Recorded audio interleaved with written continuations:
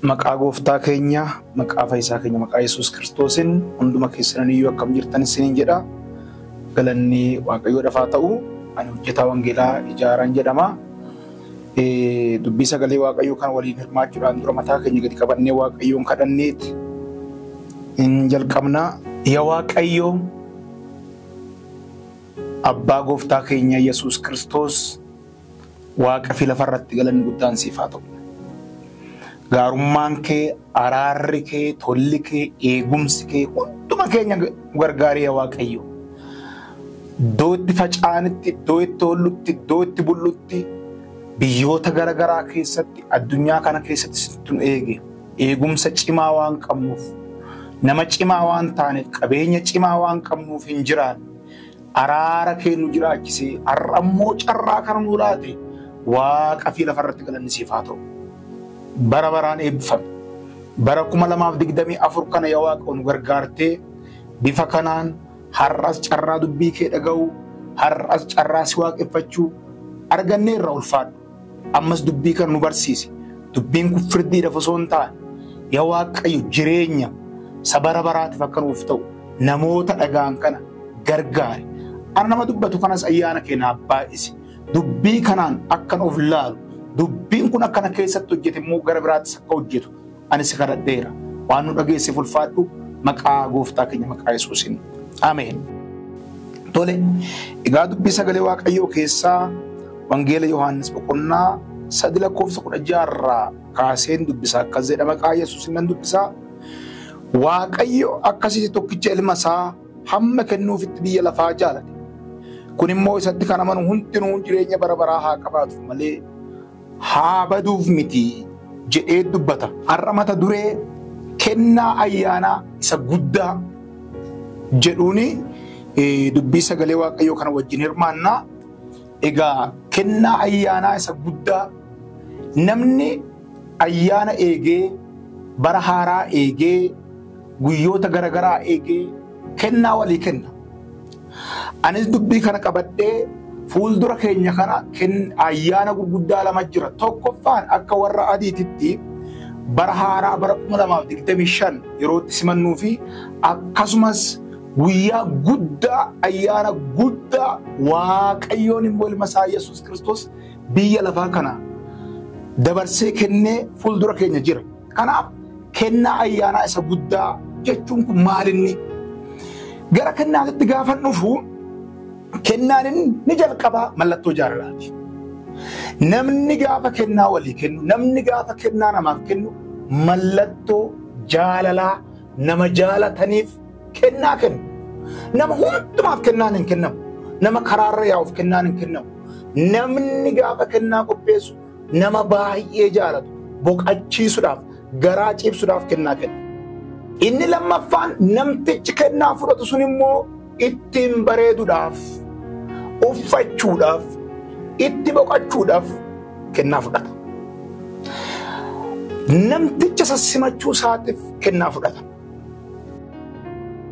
Gara dubbii kanaatti gaafa dhufe Waaqayyoon kennaa baay'ee lakkaa'amee kan dhumne xixiqqaa nuu kenneera. Fakkeenyaaf Waaqayyoodhaan yaa Waaqayyo maaloo har'a aduu naa baase jennee Waaqayyoon aduu nuun baafne. Waaqayyo bokkaa nuu kenni jennee bokkaa nuun kennine. Waaqayyo oksijinii kana nuu kenni jennee oksijinii nuun kennine. Waaqayyo waan biraatis kadhannee nuun kennine. Waaqayyoon akkasumatti kennaawwan xixiqqaa kana Waaqa biratti xixiqqaa kan ta'e gaafa nuti ilaallu immoo horiitti kan hin shallagamne baay'ee gurguddaadha kunis. Kanumarrayyuu immoo kan caalu kennaa guddaan kutaa nama dubbisa kana keessatti macaafni qulqulluun Waaqayyo akkasitti biyya lafaa jaalatee ilma isaa Yesuus Kiristoosin kenneef jedha. Kennaa guddaan nuu kenne kaa Waaqayyo ilma isaa Yesuus Kiristoosin. Haalelooyaa. Bara baraan galanni isaaf haa ta'u. Kennaa guddaa, kennaa gati jabeessa, kennaa samii kana keessoo barbaanne hin jirre, kennaa meerkurii caalu, kennaa guddaa Waaqayyoon biyya lafaatiif kenne ilma isaa Yesuus Kiristoos dhala namaa hundumaaf adii otoo hin jedhin, gurraacha otoo hin jedhin, beekaa otoo hin jedhin, wallaalaa otoo hin jedhin, isa humna qabu, isa humna hin qabne Yesuustu kenname. Iyyesuustu kenname. Iyyesuus kennaan guddaan kun maaliif kenname? Waaqayyoon maal gochuuf? Yoonaan jettan inni guddaan inni jalqabaa Waaqayyoon jaalala inni namaaf qabu mul'isuudhaaf kennaa kana kenna. Akkan dura jechuuf yaale seensa kiyyarratti kennaan mallattoo jaalalaati. Waaqayyoon aduu kenneera, bokkaa kenneera, qilleensa kenneera, lafa irra jiraannu kana kenneera, waan ittiin jiraannu kenneera. Kennaan kennaa caalu garuu kennaa guddaan Iyyesuus Kiristoos mallattoo Waaqayyo abbaan ittiin nu jaalateedha. Waaqayyoon kun yoom nu jaalate? Inni jalqabaa cubbamoota taanee otoo jirru nu jaalate. Haalelooyaa. Namni nama jaalatu bifa laalee, waan garagaraa laalee, hiri'ummaa laalee, fira dhiigaa laalee nama jaalatee yookaan kennaa kabajaa namaa kenna. Waaqayyoon garuu Roomee boqonnaa 5:8 irratti macaan qulqulluun akkas jedha. Waaqayyo garuu otoo nuti cubbamoota taanee jirru ilma isaa Iyyesuus Kiristoos nuuf kennedha. Yoom cubbamoota taanee otoo jirru obboleessa koo obboleetti koo kennaa Waaqayyo namaaf kenne inni guddaa ayyaana qofaaf osoo hin taane bara baraaf kan nu kenne ilma isaa Iyyesuus Kiristoosidha. Waaqayyo yoom nu jaalate hoo jennee macaafni qulqulluun akkas jedha. Roomee boqonnaa 5:8 irratti macaafni keenya akkas nuun jedha. Waaqayyo garuu utuma nuyi cubbamoota taanee jirru Kiristoos nuuf du'uu isaatiin hammam akka nu jaalate in agarsiisa jedha. Egaa kennaa guddaan kan namaa kennamu akkan dura jechuuf yaale firaaf kennamaa, jaalala itti mul'isuudhaaf kennama. Gaa'ela keessatti warra gaa'ela qabaniif kennama. Jaalalleedhaaf kennama. Maatiidhaaf kennama. Nama waan gurguddaa namaaf godheef kennama. Macaafni garuu Waaqayyo abbaan kennaa guddaa kana aduurra kan caalu, bokkaarra kan caalu, qilleensarra kan caalu, manarra kan caalu maal nu kenne ilma isaa Iyyesuus Kiristoos nu kenne. Yoom nu jaalate cubbamoota taanee otoo jirru. Nama dadhabaa taanee otuma nuti cubbamoota taanee jirru karaa ilma isaa Iyyesuus Kiristoos kennaa guddaa kan nu kennee nu jaalate. Obboleessa obboleetti ko dadhabaa ta'uu dandeessa. Beekaa ta'uu dandeessa. Nama gatamte ta'uu dandeessa. Waaqayyoon kennaa guddaa kana Iyyesuus sii laate. Kennaa guddaan Waaqayyo sii laate Iyyesuus. Namoonni biyya lafaa kanarratti amma keessayyuu yeroon kun yerootti kennaa walii kennanidha.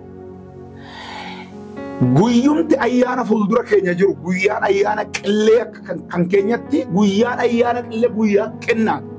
Maal inni kenniche? Waaqayyo abbaatu kennaa guddaa Iyyesuus Kiristoos biyya lafaatti kenna. Yoom nu jaalatere? Cubbamoota taanee otoo jirru kennaa kan nu godhaate. Haalelooyaa. Sin gorsa. Kennaa kanatti gammadi. Waaqayyoon kennaa kana sii laate. Ilma isaa sii laate. Kan yerootii miti aduu kana gajjallaatti qofa miti obboleessa obboleetti ko. Aduu kana gararraatti har'a siif kennamee boru kan sirraa fudhatamu miti. Har'a ittiin jaalatamtee boru kan si jalaa dhumu miti. Lafa kanarrattis bara baraanis kennaan kun yoomiyyuu siif kennameera. Sin affeera har'a. Dadhabbii keessa jiraadhu. Cimina keessa jiraadhu. Kennaa kana ammas siman. Iyyesuus siman. Kennaa guddaa ayyaana kanatti siif qophaa'a Iyyesuus. Inni lammaffaan Waaqayyoon kennaa kana kan nuuf kenne maaliif yoonaan jettanii karaasaa nagaa nuuf laate. Kennaa kanatu nagaa nuuf laate. Kennaan biyya lafaa kanatti ittiin fudhannu yeroo dhabnu gammachiisa. Kennaan biyya lafaa kun kan yerooti. Guyyaa tokkoof ittiin gammanne. Guyyaa lamaaf ittiin gammanne. Yookiin immoo yeroo dhaan ittiin bohaara. Macaafni qulqulluun akkas jedha. Macaafa Isaayyaas raajichaa boqonnaa 9:6 akkas nuun jedha. Mucaan nuuf dhalateera, ilmis nuuf kennameera, humni mootummaa isaa gateettii isaa irra jira. Maqaan isaa Gorsaa, Dinqii, Waaqayyo Jabaa, Abbaa Bara Baraa, Hangafa Nagaan jedhama jedha. Galanni Yesuus ifaatu.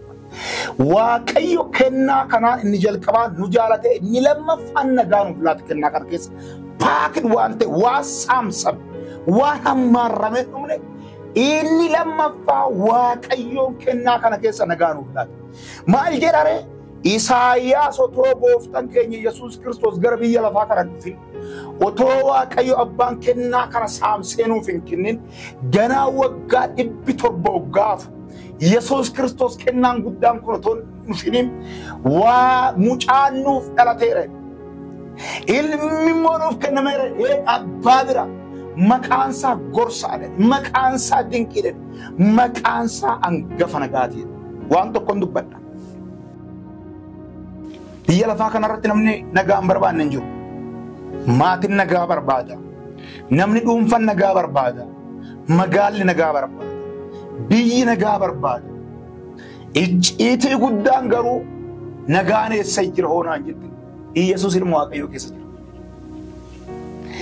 Yesuus ilmi waaqayyoo nagaa ta'e nuuf kenname macaafni qulqulluun akkas jedha Efesoon boqonnaa 2:14 irratti Kiristoos nagaa keenya kennaa kana simadhu mana keetiin nagaa guutu kennaa kana simadhu jireenya keetiin nagaa guutu namni Yesuusin ofirraa dhiibu magaalli Yesuusin ofirraa dhiibu mootummaan Yesuusin ofirraa dhiibu manni Yesuusin ofirraa dhiibu shakkin nagaan qabuun nagaa ofirraa dhiibaa jira kennaa kana simadhu kennaa kana keessaa gorsatu jira kennaa kana keessaa nagaa jira kennaa kana keessaa boqonnaa bara baraati jira galanni Yesuus ifaatu nagaa barbaannoote duursinee kennaa waaqayyoon biyya lafaatiif kenne Yesuus na barbaada jireenya dhuunfaa keenya keessatti mana keenya keessatti gaa'ila keenya keessatti waajjira keenya keessatti lafa jirrutti hundumaa duursinee Yesuus ayyaana kabajuurra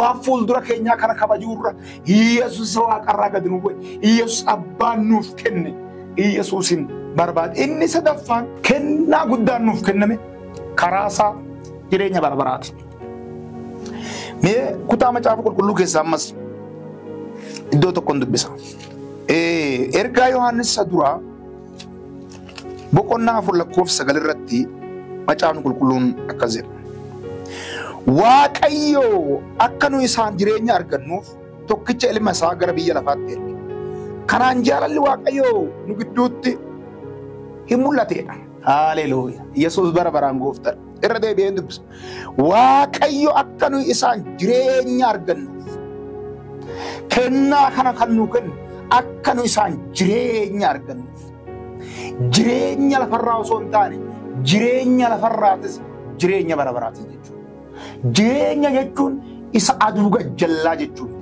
jireenya jechuun kan waggaa 80 waggaa 70 ittiin jiraannu osoo hin taane haa waggaa 80 ida'uu kan bara baraa jechuudha galanni Yesuus haa ta'u haleluuya kanaaf kennaan kun jireenya bara baraa nuu kennuudhaaf waaqayyo abbaan jireenya bara baraa karaa ilma isaa ittiin nuu kennuudhaaf kanaaf jireenya akka argannuuf tokkicha ilma isaa gara biyya lafaatti ergee kanaan jaalalli waaqayyoo nu gidduutti mul'ate kanaaf kennaa guddaa waaqayyoon ayyaana kanaaf qofa osoo hin taane bara baraaf kan nuu laate Yesuus ilma isaati Yesuus bara baraan qofa kanaaf obboleessa koo obboleettii koo warri miidiyaa kana dhaggeeffachaa jirtan na dhaga'i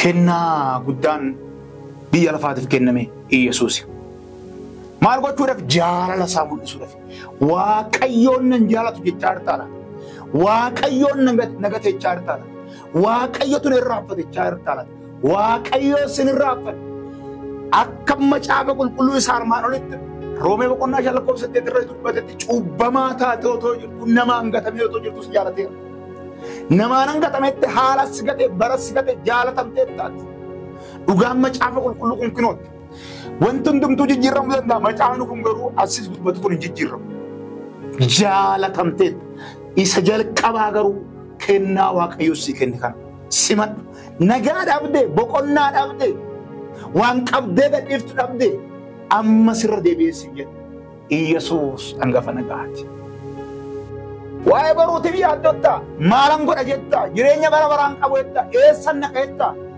Yesuus jireenya bara baraati Kutaa tokko dubbiseetan xumura. Asuma wangeela Yohaannis boqonnaa 10 irratti caafni qulqulluun akkas nuun jedha. Hattuu waan biraatiif otoo hin ta'in hatuudhaaf, qaluudhaaf, balleessuudhaaf isin dhufti. Ani garuu jedhe Gooftaan, ani garuu hoolonni jireenya haa qabaataniif tokko, irraa hafaas haa qabaataniif dhufeera jedha. Lama. Ilmi Waaqayyoo Yesuus Kiristoos gaafa biyya lafaa dhufu jireenya akka qabaattuuf, jireenya bara baraa akka qabaattuuf, inni lammaffaan jireenya irraa hafaa jechuun biyya lafaa kana keessatti jireenya irraa hafaa. Duraan dursa ta'u mootummaa Waaqayyootii fi qajeelummaa isaa barbaada. Kasin barbaachisu isiniif dabalama. Yesuus simadha. Yesuus simannaa wanti barbaachisu hin gadhiifne. Yesuus simannaa jireenya qabda, irraa hafaa qabda, boqonnaa qabda, akka jaalatamte beekta. Galanni bara baraan isaaf haa ta'u. Yesuus bara baraan. Kanaaf obboloota koo kennaa ayyaanaa isa guddaa ayyaana tokkoof lama osoo hin taane isa bara baraan nuuf kenname Yesuus Kiristoos kana ofirratti kabajuun simachuun anaaf keessaniif haa ta'u. Galanni bara baraan isaaf haa ta'u. Egaa miidiyaa kana warra dhaggeeffachaa jirtan, akka itti eebbifamaa jirtan, akka Waaqayyoon karaa kana isin eebbisaa jiru hin amannaa. Isinis dhaggeeffachuu, sheer gochuu, laayik gochuu hin irraanfatinaa.